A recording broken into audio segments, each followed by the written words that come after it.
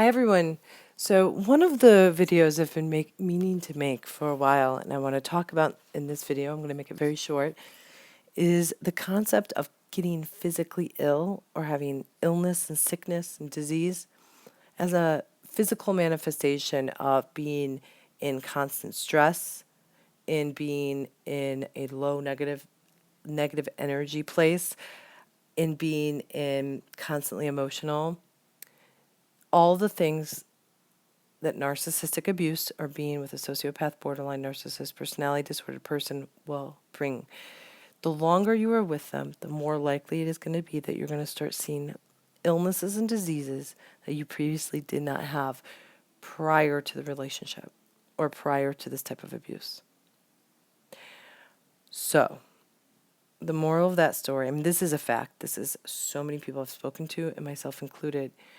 The body will, most of the time, unless you're one of those lucky people, the body will manifest out the emotional stress that it feels. And this particular type of abuse, narcissistic abuse, and I use that term as a catch-all phrase for sociopathic abuse, borderline abuse, toxic people, highly manipulative people, drama queens, drama kings,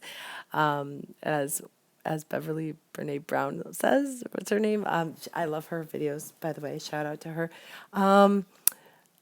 They will all create the same type of stress, emotional dysfunction inside of you. And most of us, if not all of us, will have some type of physical manifestation come out in our body. Oftentimes, it's wherever you are most sensitive.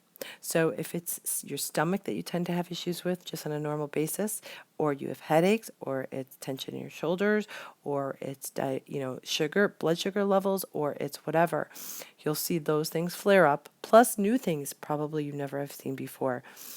This type of abuse is specifically very, very because it's often very covert, and because we take the blame on ourselves, we think it's us, we try to fight for it, we're confused, we're brainwashed, we're lied to, all of these things, or they play out our childhood issues to us, so we get stuck in it, we get addicted to them, whatever it may be, or all those things for that matter. This type of abuse seems to really wreak havoc on our immune systems, and on our physical beings. And again, it's also the negative energy by which I did a video on this. This is the core reason why you find it so hard to heal and get over after narcissistic abuse in particular, or after being with a sociopath, narcissist, so on and so forth. Because they drag you down into their lower energy level. They live at a lower energy level. It's that simple, because they live from a place of anger, hate, betrayal, lies, dishonesty, secrets, betrayal, so on and so forth. All these are negative, low energy levels. And if you are a person who, by nature, functions at a higher level of energy, this is going to be especially hard for you. But if you look at narcissists, sociopaths, and so on, you'll see a lot of weird physical issues. They even manifest themselves.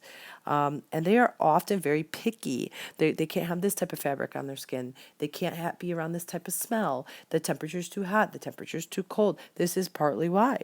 Their body is always in this kind of hyper-inflammatory state of dysfunction and this negative energy. And there's a doctor who did these amazing tests on water, and what he did is just took water, and he let it get crystallized, and he would say to the water certain words with certain intentions. I hate you, I love you, happiness, anger.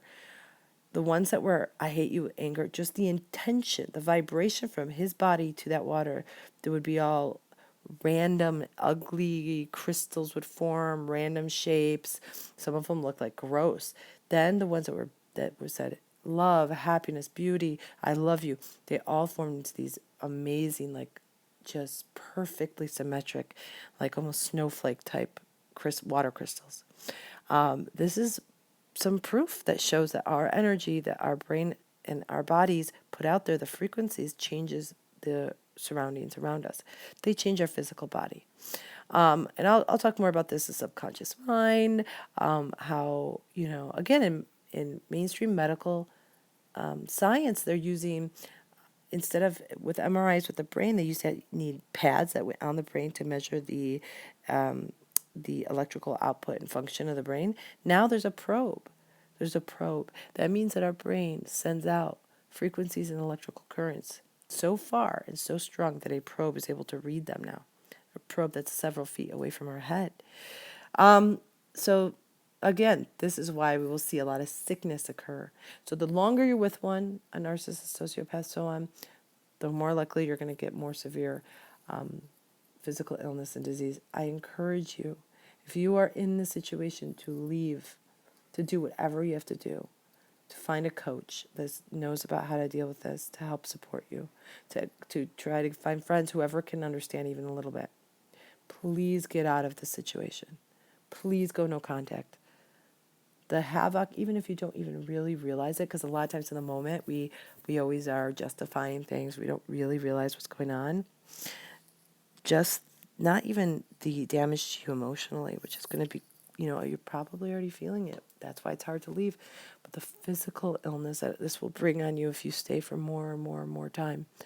I think that, if you have an example for having gone through narcissistic abuse, of physical illness or disease that came up because during this time, or you feel because of it, please put a comment below and let other people know.